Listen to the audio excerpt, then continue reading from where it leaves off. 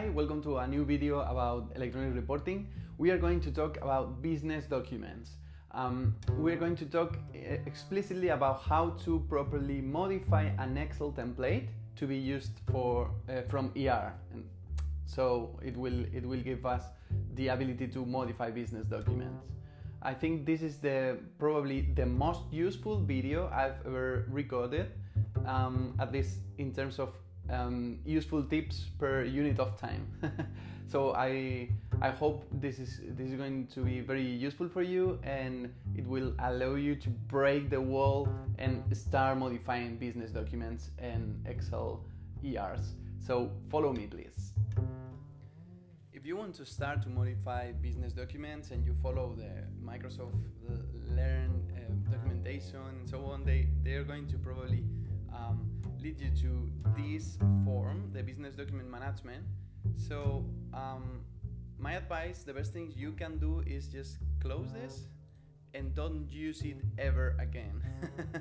I mean, behind the scenes, all of this, the business documents are just electronic reportings that are using an Excel template. So the easiest way to modify them and to do anything you need to do is modifying the electronic reportings for the data and modifying the template for the Excel directly in the Excel desktop app.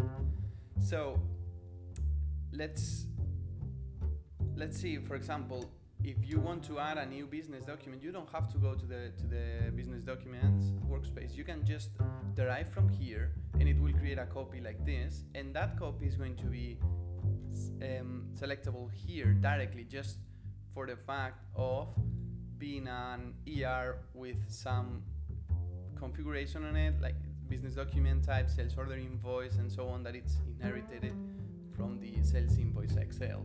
So you don't need the business documents. Now let's go straight to the point. How do we modify a business document? How do we modify a complex Excel template with a lot of ranges, a lot of cells? Well, we have to do it carefully. That's the answer. And we have to understand how it works behind the scenes, okay? So let's say we have a requirement where a technical guy or ourselves, we have added some fields to the model, and we want to show them in the sales invoice. Okay, so we've added to the model, to the invoice model mapping, and now we want to map it in the format from the model to the template. If you don't know what I am talking about and you want to know more, you have my series of videos, electronic reporting from scratch, a lot of different videos of electronic reporting where we understand how this tool works. And if not, because you just want to show something in the Excel or change some order of some fields in the Excel, then let's continue. So those fields are needed to be mapped to something here. And what is the things that are here? Well, the things that are here are named ranges or cells.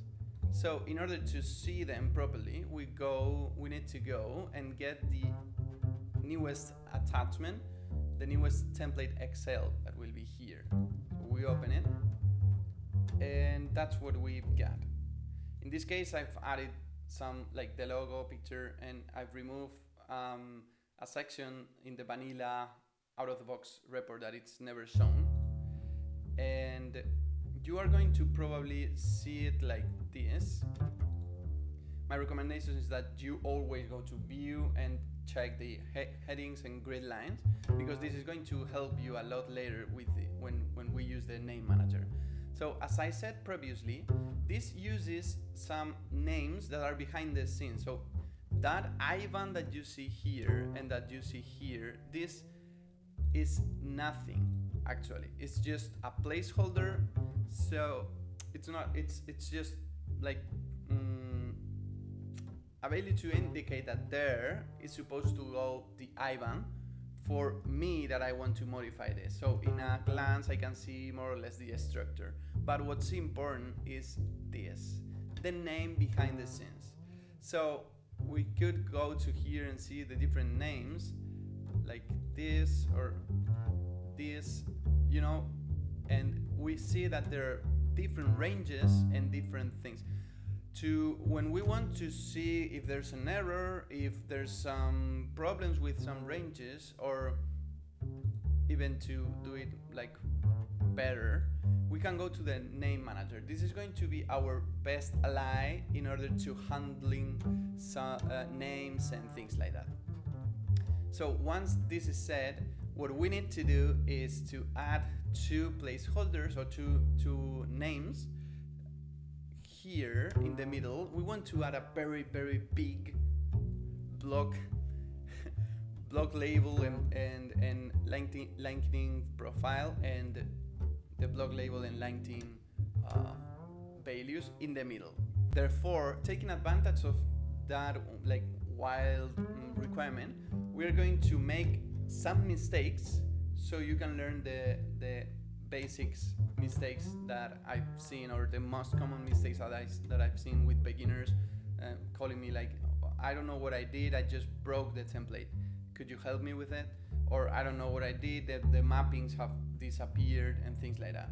So what we might be tempted to do is, of course I am going to explain why it's bad before doing it, so I don't want anybody following my advice and breaking things. For example, these document details and the header, I think it's the bigger one. The header has company address and also the document details. If we go to the document details, we see that the document details starts in 15 and it finishes on the 32. We can also see it here in the document details. It starts on 15 and it finishes on 32. It ends on 32. Okay, so if we see it in the, let's see it here, so we have a better picture of what we are seeing. If we go here, we are going to have header, and inside header, document details, because remember header was containing document details, and inside document details we're going to have all the fields. Look how all those fields are mapped out of the box, okay? Note this, because this is going to be important. Everything is mapped to something with the model or some label or some function, okay? So if we go back to the template, and as like complete beginners, we say, okay, I need to insert things here in the middle. I want to do it right in the middle of the header. So I need to make some space. I'm going to insert some lines. Insert lines like this is usually a good idea, because for example, this no data value that goes also with I think no data containing range is moved, because we've inserted all the lines, so everything is moved. It's moved towards the end of the report, and everything's maintained. But we have to take into account that the document details node ended in 32. So we are making space here, but that space that we are making is not inside the document header, nor also inside the header. So if now we want to get here and try to move it, first I don't think it's going to allow me because of merged things exactly, but maybe here we will be able to do it. Okay. What happened is when I moved, we lost some merged stuff. So how do we merge it again easily? We can go here, home, and don't click on merge and center, because that would merge everything together. We merge across, and the same we do here. We merge across. Okay, now we're good. Well, we are not good. We are we are actually breaking the template ranges structure. But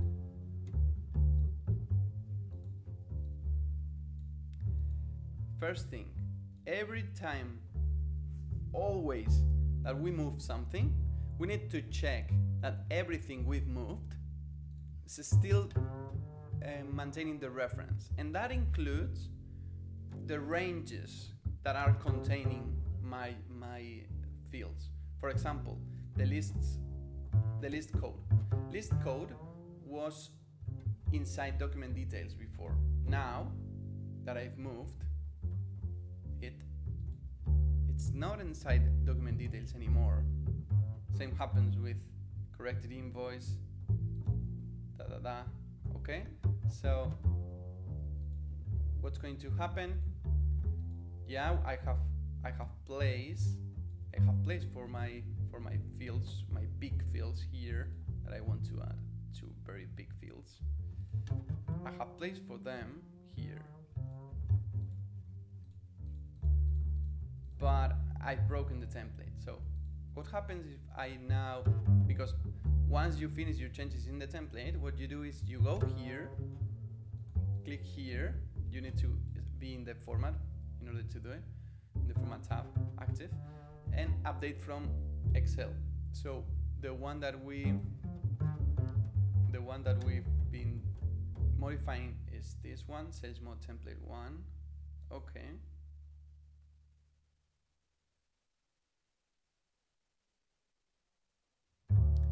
Remember that all the things that were inside the document details were mapped. Okay. Look at this. All the things like the list code that we've moved, they were before inside document details. And so they were mapped, and behind the scenes, the ER was saving that mapping. Like we are mapping from the root document details, and inside that document details number to something in the other plate, in the model. When we changed, like accidentally, the root of the out of the box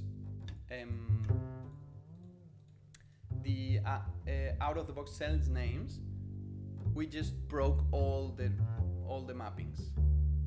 So that's a very common error. First very common error, that it's, well, the first error would be to not understand that actually what's important is the names behind the scenes, and trying to move bank name, for example, here without moving the reference behind the scenes, and you are basically doing nothing or adding shit. Second would be to move, taking into account the cell names, but not taking into account the ranges within that cell name was contained. Okay? So what do we do now? Well, we broke the out-of-the-box format. So we need to go back. We need to, if it was completed, we need to make sure we delete it, and we go to the last working format that we had, and we get that version. We can put a description here. Now I have the version restored.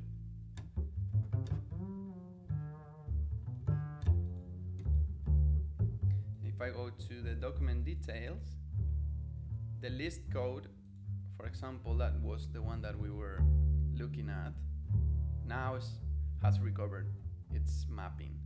And also, if I go here and I see that the template again, is going to be the one prior our breaking modifications. Let's start again with it. What we did before is insert outside the range, the document details range, and then move everything down.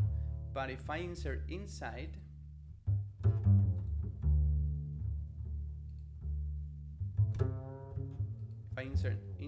all the the information that I needed, making sure that I haven't broken anything. We go to name manager, document details. Now it's ending at 42. That was the ending before, like not the ending before, but 5 more, because we've added 5 lines inside that range, and the range grows dynamically if we add lines inside that range. So now if we see the document details, everything's going to be contained there. So sorry, I wanted to go to document details. So now we have a space, but we haven't like moved anything. Sorry, we were inserting outside. If we insert inside, just to show it, you will see how it grows with it. Now what was happening is it was not growing. Yeah, now it grew. It was not growing but being moved down. So now we have space to add our fields that we are going to merchant center and merchant center. Okay. So here we are going to have the block. We want to say here blog, and here LinkedIn. Okay. And here we are going to add the blog value. And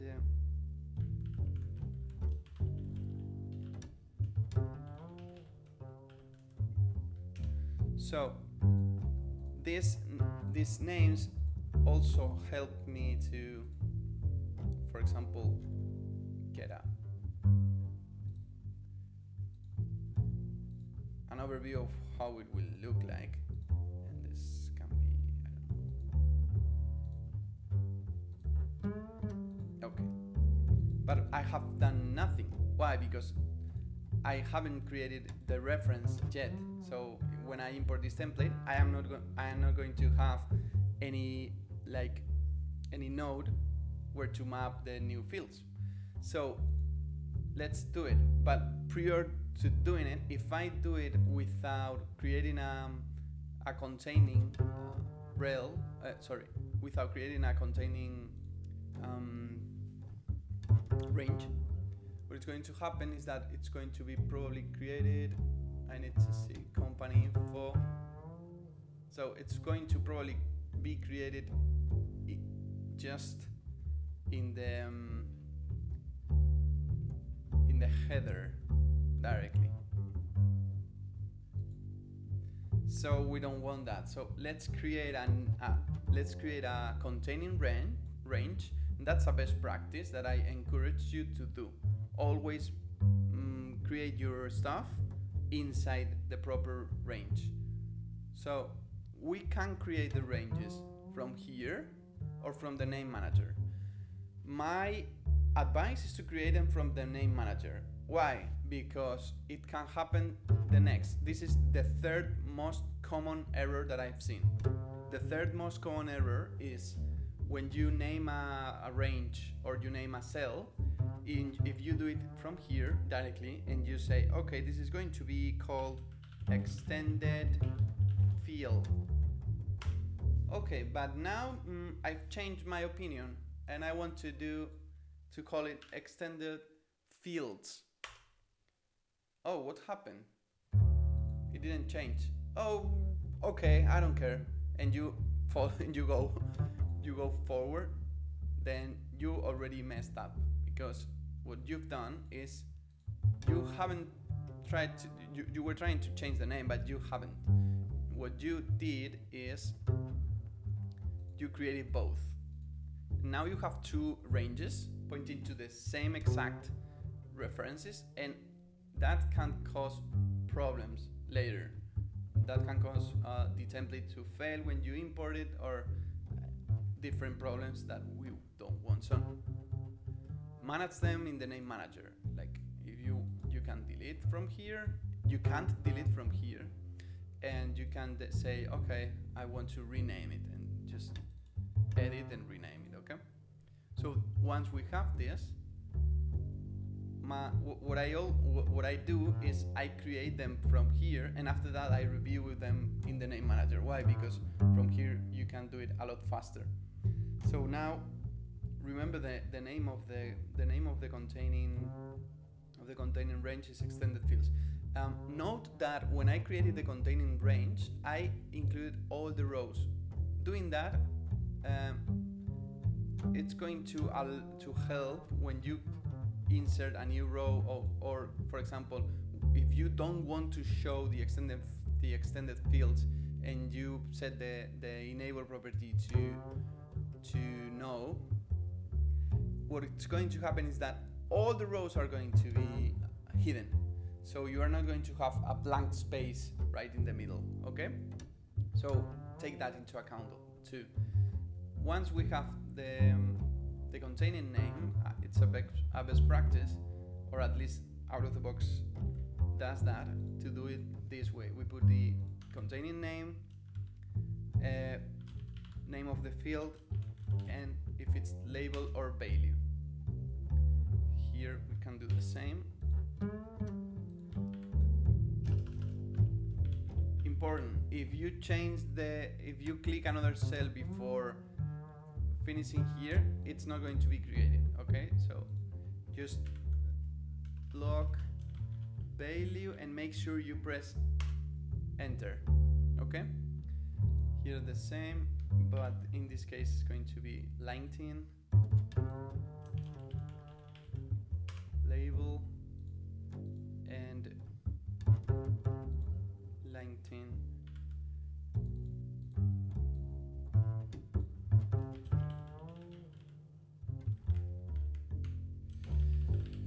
Value. Now let's go to the name manager and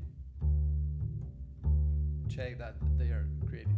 Fine, extended fields, yeah, block, perfect. So now we should be good to go here and import the template. If we import the template here, format, first, now import, update from Excel, date. This is the one that we are modifying. Okay.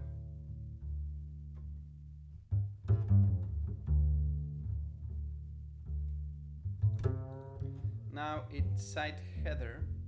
At the same label that company info and document details, we have our range. So, fourth error that I've seen, to put here the value of the label directly without using labels. You can use labels, you can use development labels, but with ER you can also create labels. You can create them at model level, and everything that uses this model will inherit those labels. That's my recommendation for this example. I am going to just create them here, and it's just create on translate. Click on translate, sorry. You put a label here, for example, blog, and it's going to be blog. We are using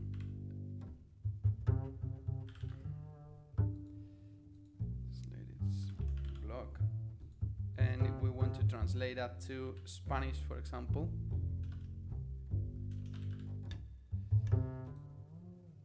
it's my language, and it's blog in this case, and it creates the label for you, and you can then, once it's created, you can translate to whatever language you need. Once you've done this, we go here and we do the same with LinkedIn. LinkedIn is maybe we wouldn't need a label for LinkedIn since it's a name, but I'm going to just do it like this.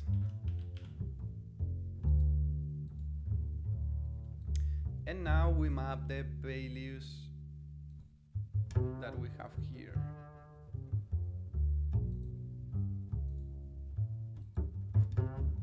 Save.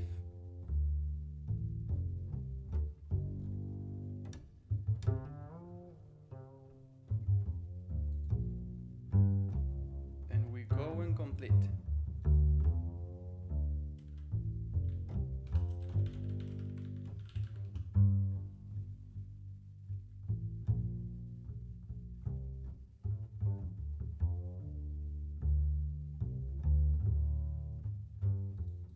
Let's test.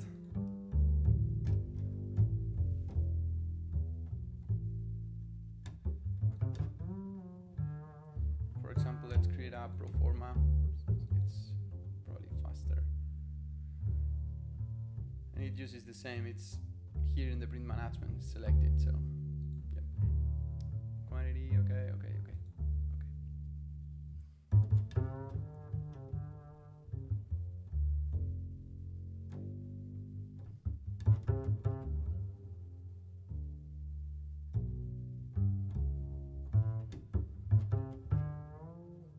There you are.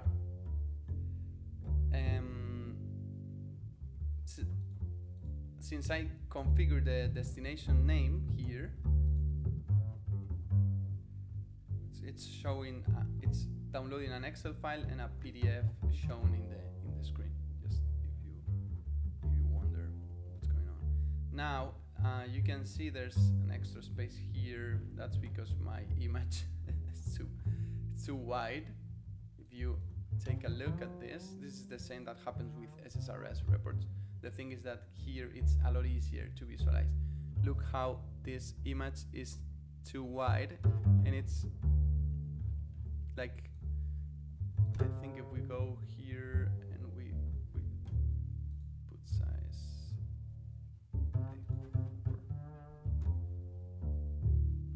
yeah, I think that's, we should do it smaller in order to, I think.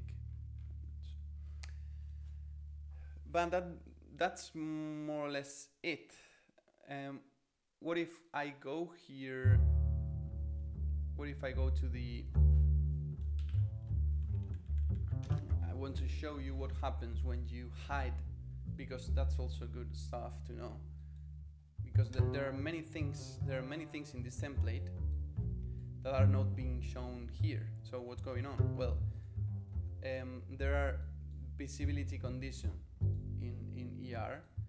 So when you have visibility condition, like I said, to a range, everything that's inside that range, that cell range, is going to be shown or not. That's one of the important properties of the range, is also to have the things organized. So it's easier if anyone needs to modify something, it goes to header and it knows this is our extended fields. So what we could do is we can go here and enable, put here false, and if I reprint again,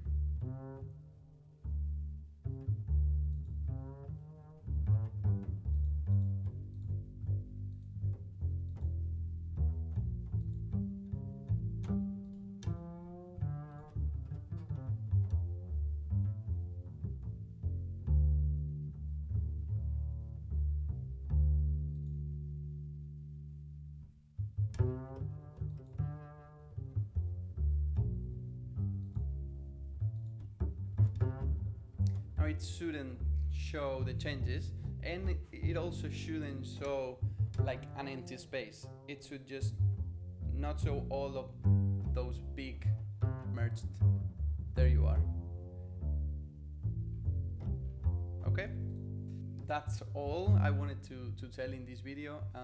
It's a longer video than I expected, but there's a lot of good stuff here. If you want to start with business document, I think it's a must to understand how this works actually, how the ranges, the cell names and everything works in the Excel templates. Follow for more videos, subscribe if you want to my channel, and and see you in next videos. Goodbye.